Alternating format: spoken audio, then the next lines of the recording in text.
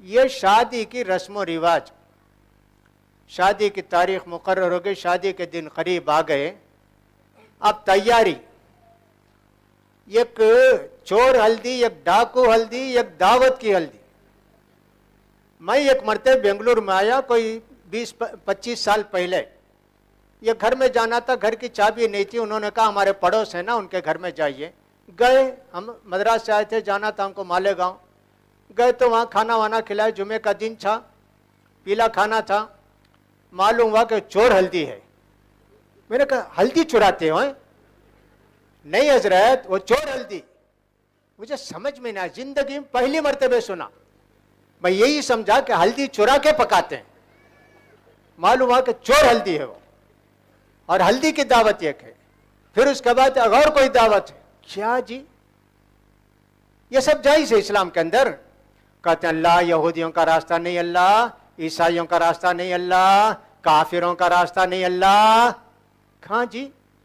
दुआ करते जी साथ नमाज में खड़े होकर, अल्लाह ये दे, अल्लाह ये कर, और फिर ये सब करते।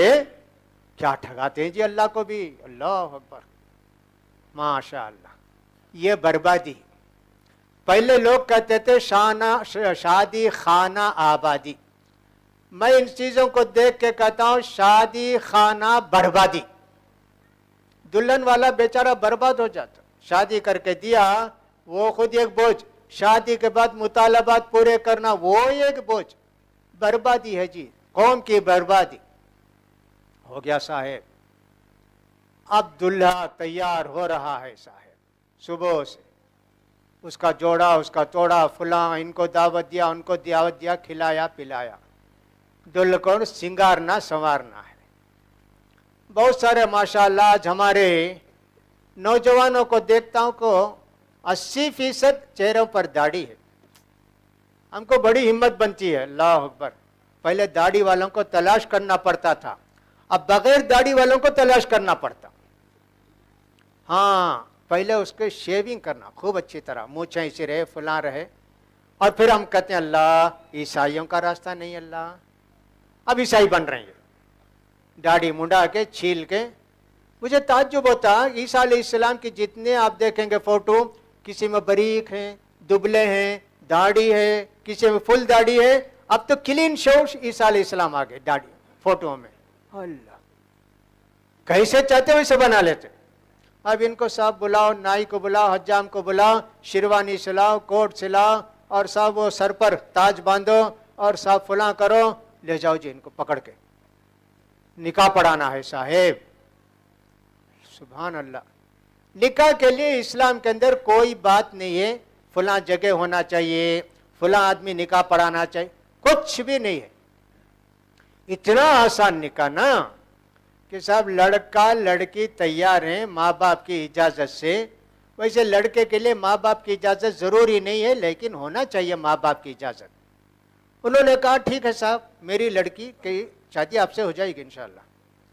महर मेरी बच्ची कहती है साहब इतना, या ये मैं कहता हूं कि आप 2 लाख रुपया महर देंगे। हाँ साहब ठीक है।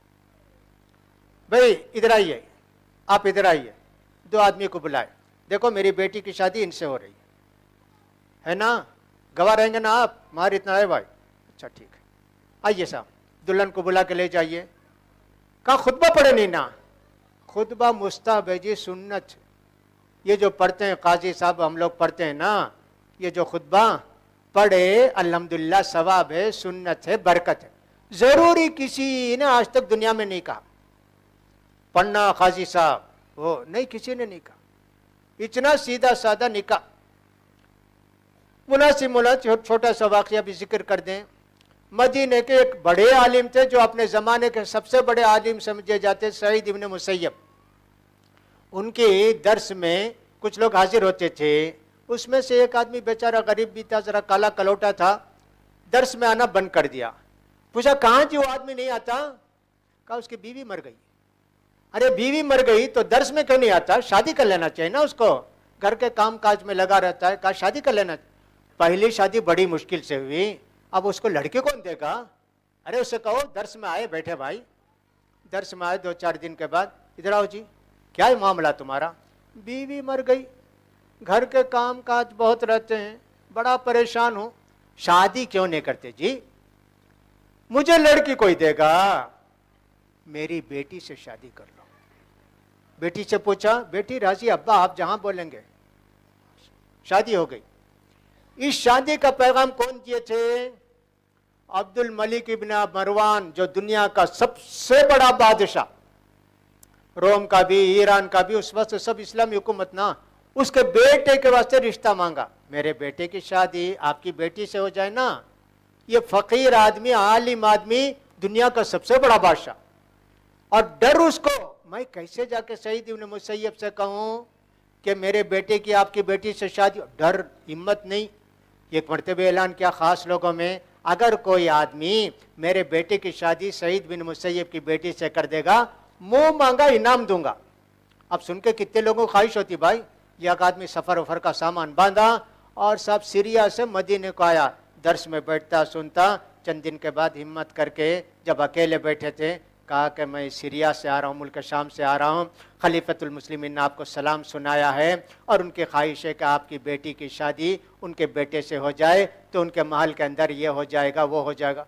कहा नऊज़ु बिल्लाह, मेरी बेटी को जहन्नम में भेजूंगा? तुझे हिम्मत कैसे हुई मेरी बेटी का रिश्ता मांगने के लिए? बड़ा डांटे जी।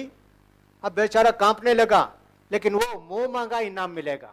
फिर 2 दिन के बाद आया, फिर वही कहा, फिर आया, चले जा, तीसरी मरतबा मांगा, सजा दूंगा तुझे। चला गया बेचारा। अब उसकी शादी किससे करते हैं? वो जो आदमी फकीर है उससे। हो गई भाई असर के बाद शादी। ईशा पढ़ के दर्श दे के आए सईद इब्न मुसय्यब, सोचे मैंने तो उसकी शादी कर दी, उसको मेरी बेटी दे दी, अब मेरी बेटी घर में क्यों रहे? वो तो बीवी हो गई ना। बेटी चलो बेटी पहन लो बुर्का, चलेंगे वहां तुम्हारे शौहर के घर। पहन ली, गए 3 किलोमीटर चल के, जाके दस्तक दिया। उसने पूछा कौन है जी? कहा सईद। सईद कौन? सईद इब्न मुसय्यब। अरे हजरत आ गए, क्या हुआ, किधर हुआ? डर गया बेचारा, क्या मामला है? आके दरवाजा खोला, उनकी बेटी बे सईद इब्न मुसय्यब। वे तुम्हारी दुल्हन है, ये तुम्हारी बीवी है, मेरे घर में क्यों रहेगी? संभालो, अस्सलाम वालेकुम। घर में क्या है जी? कुछ नहीं। ऊपर चढ़ा, कहा भाइयों मेरे घर में सईद इब्न मुसय्यब की बेटी मेरी बीवी बन के आई, दुल्हन बन के आई, तुम्हारे घर में कुछ हो तो लाओ ना, वलीमा कर दें। कोई जौ लाया, कोई खजूर लाया, कोई फुला लाया, सब मिला के वलीमा कर दिया, सब हो गया। देखा आपने, ऐसी कितनी ही शादियां हुई। अल्लाह के रसूल के पास कोई आए, मुझे जरूरत नहीं जी, एक साहब ने कहा अल्लाह के रसूल मेरी शादी कर दी। अच्छा तुमको कुरान याद है जी क्या? फला फला, हाँ जा बुला के ले जाओ। खुद पे निकाह पढ़ाना जरूरी नहीं, पढ़ाते हैं, खैर है, बरकत है, सुन्नत है, सब है, लेकिन जरूरी ना समझिए उसको। इसलिए क्या करते हैं, फला मौलवी साहब से निकाह पढ़ाना, फला हजरत से निकाह पढ़ाना, तुम्हारी ख्वाहिश है। और मौलवी साहब भी जरा होशियार रहते हैं, बाजार चमकाना है ना। मैं जितने निकाह किया एक भी तलाक भी नहीं, सबसे बोल के, शागिर्दों से बोल के जरा फैलाओ। अरे ऐसा क्या? दूसरे मौलवी साहब वैसे होंगे, मैं जितने शादी किया ना खाली मर्द बच्चे पैदा हुए। अरे उनसे मौलवी साहब से निकाह पढ़ाएंगे भाई? क्या जी, ये सब क्या चीजें हैं जी? हमारे तमिलनाडु में भी वैसी था, ब्राह्मण निकाह पढ़ाए तो शादी होती। एक पेरियार थे, पक्के दुश्मन, कहा कि साहब बुलाओ जी पूरी औरतों को, लड़कियों को बुलाओ, हाँ चलो जी शादी हो गई सबकी, कोई ब्राह्मण इसके अंदर आना नहीं निकाह पढ़ाने वाला, हाँ मारो जी डंडा मारो और गले में बारो, हो गया। वैसा किया उन्होंने। तो वैसे एक पेरियार की भी जरूरत है हमको। ये सब छोटे लोग करने के काम नहीं, खड़ेंगे तो मार खाएंगे भाई, फिर भी मारेंगे तो नहीं लेकिन कुछ कहेंगे। चलो भाई ये हो गया निकाह का आसान तरीका। एक और तरीका जो शायद इससे पहले मैं बोलाऊंगा, काजी साहब निकाह पढ़ाने से पहले दुल्हन से इजाजत ले लिए, नहीं जाओ जाओ दुल्हन, 2 आदमी दौड़ के जाते हैं, आरस कैसी है, गोरी है, काली है, कैसी है, वो देखने जाते। क्या जी तुम्हारा क्या ताल्लुक है आरस से, दुल्हन से? गवाही भाई, गवाही औरत की नहीं जी, औरत की नहीं। ये जो आदमी से पूछते हैं ना, तेरी शादी फुला की बेटी से इतने महर पर किया, तू राजी है? हाँ मैं राजी हूं, ये गवाही। दुल्हन का क्या ताल्लुक है तुम्हारे से? सुभान अल्लाह। क्यों चाहते दो आदमी? फिक़ह का उसूल क्या है? एक दावा है, एक दलील है। दो आदमी जाकर पूछते, आप फला से शादी करने के लिए तैयार हैं क्या? इसको हाँ मैं तैयार हूं। काजी को आकर बोलते ये दावा, हाँ भाई उन्हें बोलती तैयार हूं। कौन जी गवाह? और दो आदमी को पकड़ कर ले जाना। हम दो आदमी पूछते, तुम दोनों आदमी गवाह रहो भाई। हाँ, ये पूछे मैं गवाह हूं और दुल्हन मान ली। क्या जी? चार आदमी जाओ। तुम दावा है, शहादत थोड़ी है, गवाही थोड़ी है। वो देखने वाला गवाही देता, सुनने वाला गवाही देता, पूछ कर आए तुम गवाह भी बन गए। ये क्या तरीका है जी? कभी ना जाओ दुल्हन के पास, हरगिज ना जाओ। उनके वालिद उससे इजाजत लेंगे। वल्बिक्र यस्तदिनु अबूहा, लड़की से उनकी रजामंदी मालूम करेंगे उनके वालिद या जो भी उनके गार्डियन होंगे। हो मालूम कर लिए, शादी का हो गया ना, किस्सा खत्म, बस हो गया। लिहाजा ये दो आदमी गवाह बनते हैं, बस हो गया सर। अब हो गया ना, खुतबे निकाह पड़े, हो गए। अब उसके बाद का एक मरहला आता है गले मिलने का। फूल वूल तो मेरे ख्याल में बहुत कम हो गया, लेकिन है फिर भी फूल के मुतल्लिक हमको अपने मजलिस में कहना नहीं है साहब। गले मिलते मिलते आदमी का हाल बुरा। दावत का सिलसिला शुरू हुआ। अल्लाह, कितना वेस्ट करते हैं जी, खाना, मुर्गी, बकरा और क्या क्या कितना वेस्ट करते हैं जी। अल्लाह के हिसाब नहीं देंगे। इतनी बड़ी दावत करना है क्या?